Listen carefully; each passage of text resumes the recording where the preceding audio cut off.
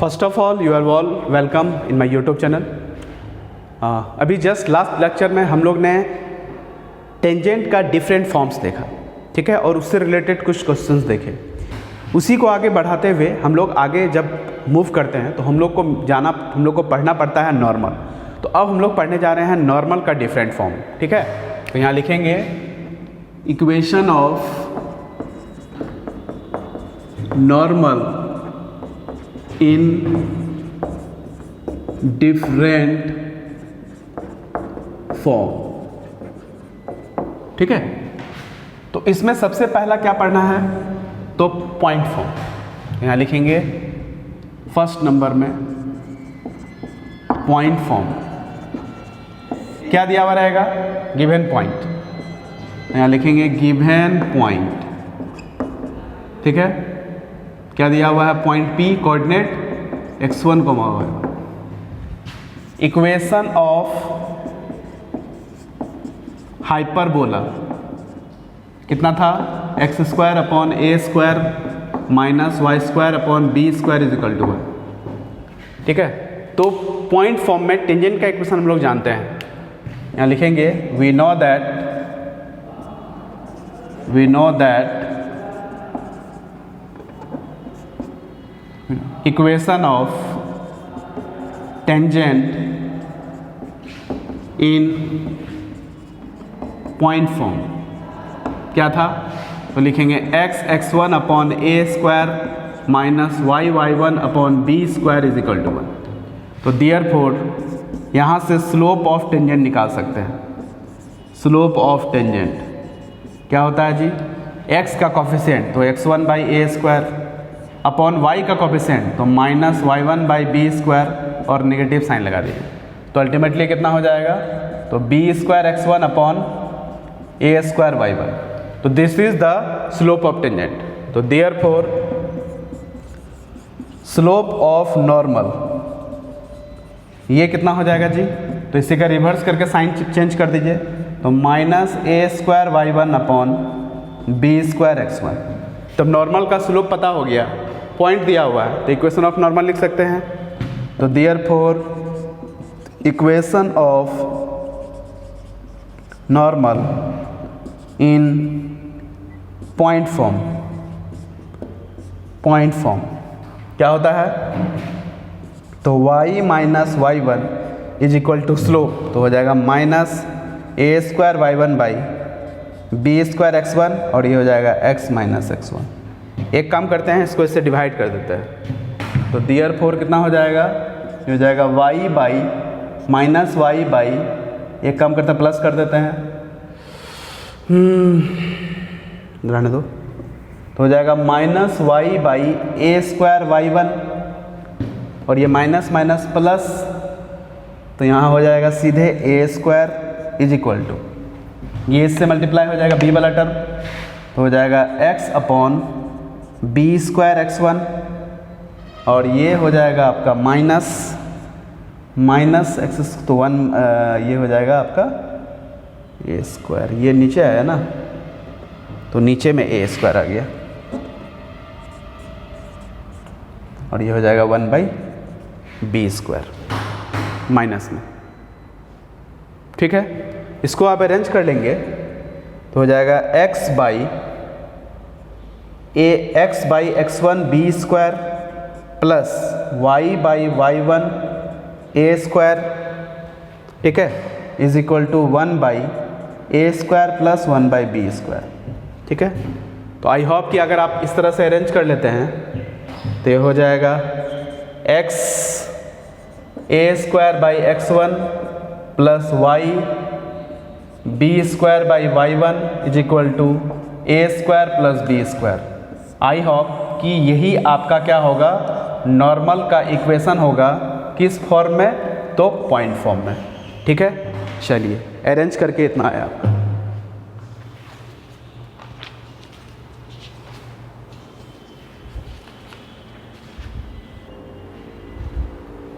ठीक है।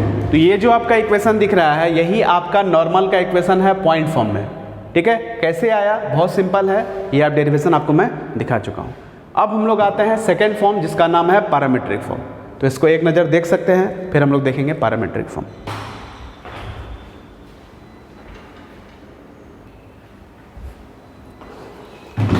अब हम लोग देखेंगे दूसरा नंबर जिसका नाम है पैरामीट्रिक फॉर्म। पैरामीट्रिक फॉर्म, ठीक है। ये हमको पता है, it is the special case of point form. It is the special case of point form, ठीक है। पैरामीट्रिक कोऑर्डिनेट यहाँ गिवन दिया हो रहेगा, गिवन पैरामीट्रिक कोऑर्डिनेट, ये क्वेश्चन में दिया हुआ है कितना जी, तो a sec theta b tan theta, ठीक है। यहाँ लिखेंगे we have equation of tangent, sorry tangent नहीं, normal at p coordinate x1, y1 is, इसलिए मैं इसको नहीं मिटाया था। हमको पता है कि अगर पॉइंट x1 y1 दिया हुआ हो तो उस केस में नॉर्मल का इक्वेशन ये हो जाता है, और हम अभी जस्ट बोले हैं कि it is a special case of point form. तो बस अंतर क्या है कि रिप्लेस करना है, x1 की जगह में क्या लिखेंगे a sec थीटा और y1 की जगह में लिखेंगे b tan थीटा, ठीक है।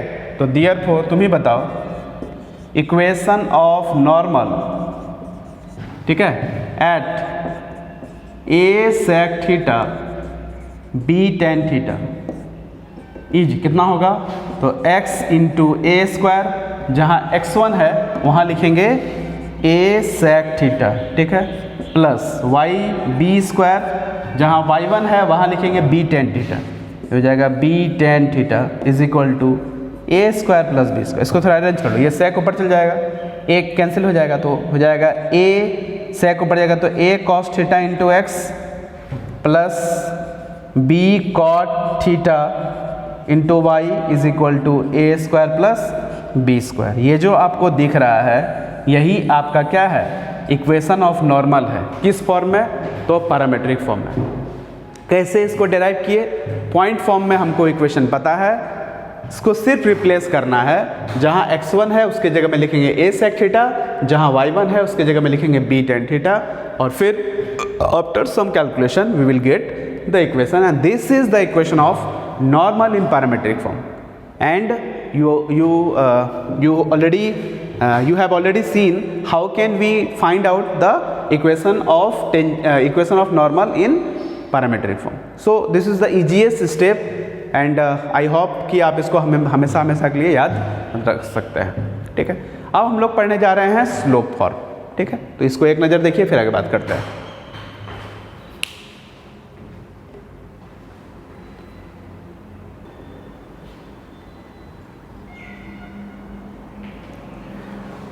हेलो स्टूडेंट्स, अब हम लोग तीसरा फॉर्म पढ़ने जा रहे हैं, किसका, तो नॉर्मल का, ठीक है। तो स्लोप फॉर्म पढ़ने जा रहे हैं। दिया हुआ क्या रहेगा, गिवन स्लोप ऑफ नॉर्मल क्या है, तो m, ठीक है। पॉइंट ऑफ कांटेक्ट हम लोग मान लेते हैं। Let point of contact be x1, y1। तो अगर पॉइंट पता है, स्लोप पता है, तो नॉर्मल का इक्वेशन लिख सकते हैं। लेकिन यहाँ अननोन क्या है, अननोन है x1, y1, जो कि हमको नहीं पता है। तो किसी पॉइंट पर हम लोग स्लोप, किसी पॉइंट पर इस अगर पॉइंट x1, y1 है तो नॉर्मल का स्लोप हम लोग देख चुके हैं। तो यहाँ लिखेंगे slope of normal drawn at point x1, y1 is equal to minus y1 a square upon x1 b square, and this is equal to, question में दिया हुआ था m, तो यहाँ से आपका y1 निकल गया, कितना आया, तो y1 हो जाएगा m b स्क्वायर अपॉन ए स्क्वायर x1। इसको मान लो एक नंबर। ये एक रिजल्ट हो गया किसके टर्म में, y1 और x1 के टर्म में।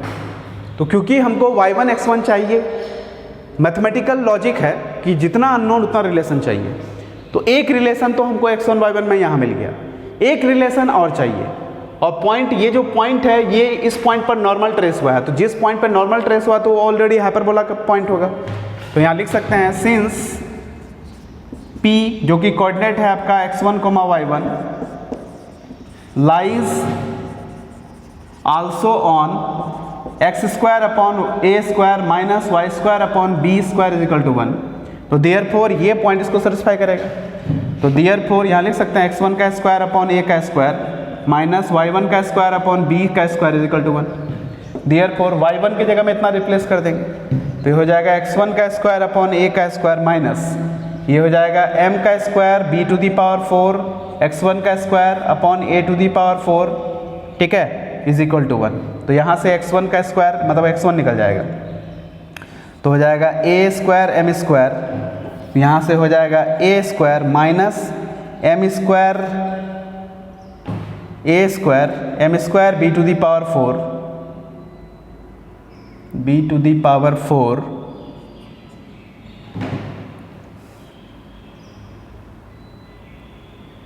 a स्क्वायर x स्क्वायर अगर कॉमन ले लेते हैं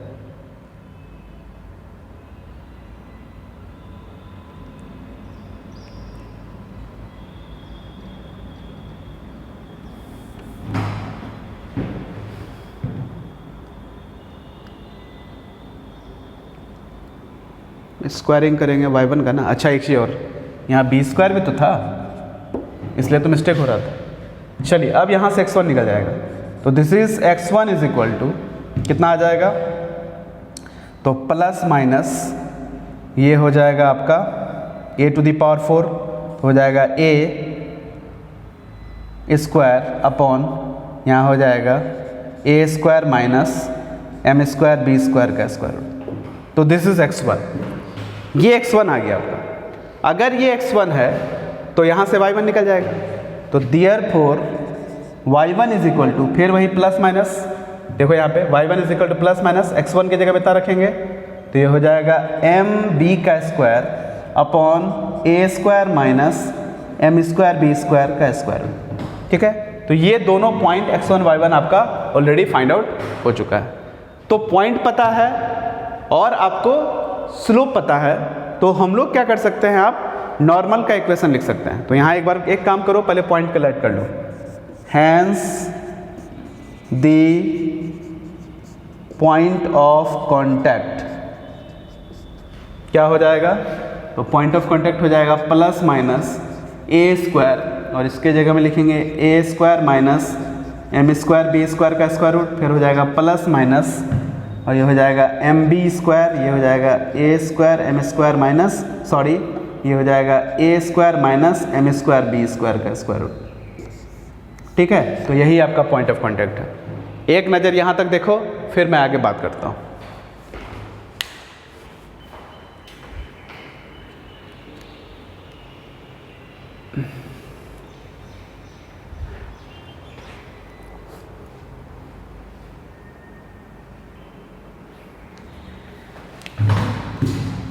Finally, hence equation of normal in slope form कितना हो जाएगा, तो y माइनस y1 मतलब दिस, तो हो जाएगा minus plus m b square upon ए square minus M square B square का square root is equal to slope m, और ये x माइनस x1 मतलब दिस, ये हो जाएगा माइनस, तो हो जाएगा minus plus a square upon A square minus M square B square का स्क्वायर रूट, क्लियर। तो देयरफॉर ये हो जाएगा y is equal to m x, ये देखो माइनस प्लस और ये उधर जाएगा तो प्लस माइनस हो जाएगा, तो प्लस माइनस कॉमन ले लेते हैं m और प्लस माइनस लेंगे, ये हो जाएगा b square minus a square, ठीक है। और यहाँ हो जाएगा square root of a square minus M square B square, ठीक है। क्योंकि एक माइनस प्लस है और यहाँ माइनस प्लस है, तो उस पर जगह तो प्लस माइनस होगा, तो अल्टरनेट साइन रहेगा। ऑब्वियसली ए या बी में से एक साइन नेगेटिव और दूसरा साइन पॉजिटिव हो जाएगा, तो ये जो आपको दिख रहा है यही आपका किसका इक्वेशन है? This is the equation of normal, ठीक है, इन स्लोप फॉर्म। जब स्लोप नॉर्मल का m दिया हुआ है तो ये आपका नॉर्मल का इक्वेशन आ गया। ये यहाँ तक आप इसको देख सकते हैं।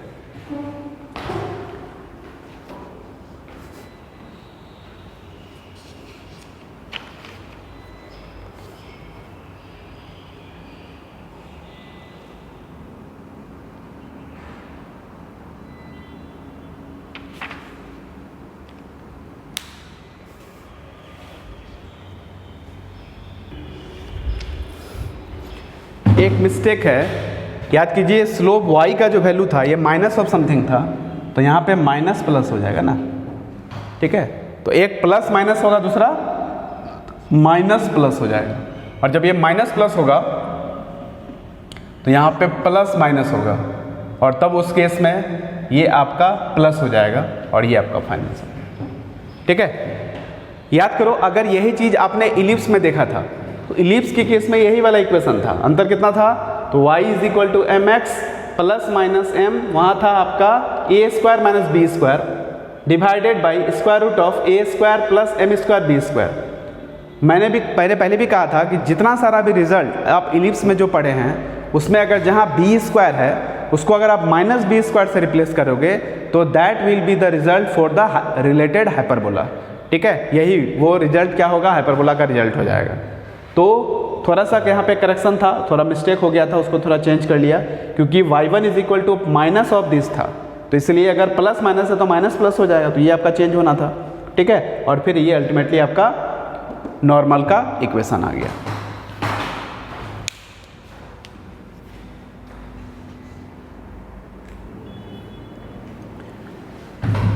हेलो स्टूडेंट्स, यहाँ से कंक्लूजन निकाल सकते हैं कि y is equal to m x plus c, जहाँ c है वहाँ पे इतना आ गया, इसका मतलब c इज इक्वल टू इतना जो होगा ये कंडीशन ऑफ नॉर्मलिटी हो जाएगा। तो यहाँ मैं एक नोट आपके लिए पॉइंट आउट कर देता हूँ, यहाँ लिख सकते हैं कंडीशन ऑफ नॉर्मेलिटी क्या हो जाएगा?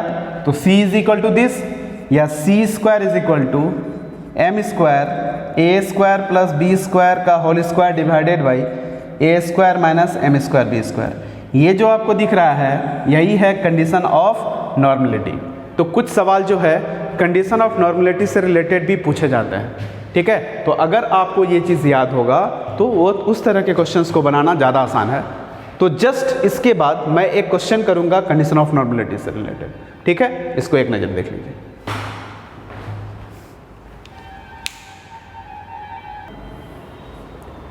Hello students, can I prove that the line Lx plus my minus n is equal to 0 will be normal to the hyperbola this if this, इसका मतलब this will be the condition of normality, ऐसा हमको show करना है। क्या करेंगे? Solutions, ठीक है। सबसे पहले गिवन लाइन का इक्वेशन क्या है? तो Lx plus my minus n is equal to 0। यहाँ से आप y कैलकुलेट कर लीजिए, क्योंकि इसको आपको अरेंज करना है y is equal to m x plus c के फॉर्म में। तो therefore y is equal to minus l by m x और प्लस n बाई m, मतलब जहाँ m है वहाँ पे माइनस l बाई m और जहाँ c है वहाँ पे n बाई m, ठीक है। तो यहाँ लिखेंगे according to question c square is equal to कितना हो जाएगा? तो ये हो जाएगा m स्क्वायर, ये हो जाएगा a square plus b square का होल स्क्वायर, और ये हो जाएगा a square minus M square B square. चलिए रिप्लेस कीजिए। तो देयरफॉर सी की जगह में एन बाई एम का होल स्क्वायर और m की जगह में माइनस एल बाई एम का होल स्क्वायर, ये हो जाएगा a square plus B square upon A square minus l square upon m square, और ये हो जाएगा बी स्क्वायर। इसको थोड़ा सा अरेंज कर लो आप, ठीक है। तो जैसे ही अरेंज करेंगे तो अल्टीमेटली कितना हो जाएगा? तो ये हो जाएगा n square by m square, और ये हो जाएगा l square by m square, यहाँ हो जाएगा a square plus B square का होल स्क्वायर, ठीक है। और यहाँ आ जाएगा आपका a square m square minus l square B square, ठीक है। और ये जो टर्म है आपका इसके नीचे वाला डिनोमिनेटर ये ऊपर आ जाएगा, तो m का स्क्वायर, ये टर्म इसके साथ कैंसिल आउट हो गया। ठीक है, एक काम करते हैं, इस l को नीचे भेज देते हैं और n को उधर भेज देते हैं। तो देयरफॉर ये हो जाएगा आपका a square m square minus l square B square divided by m square l square is equal to ये हो जाएगा a square plus B square का whole square divided by n square. ठीक है, थोड़ा एल स्क्वायर अरेंज कर लो, तो हो जाएगा a square by l square minus b square by m square is equal to a square plus B square का whole square upon n square. I hope कि आपको ये रिजल्ट दिख रहा होगा। ठीक है, यही तो लाना था। तो किए क्या है इस क्वेश्चन में, आपका एक स्ट्रेट लाइन दिया हुआ था lx plus m y minus n equal 0। Question में कहता है कि ये स्ट्रेट लाइन जो है गिवन हाइपरबोला, ये मतलब ये जो हाइपरबोला है इसके लिए नॉर्मल होगा। तो अगर ये स्ट्रेट लाइन इस पर नॉर्मल है तो that will provide the condition of normality.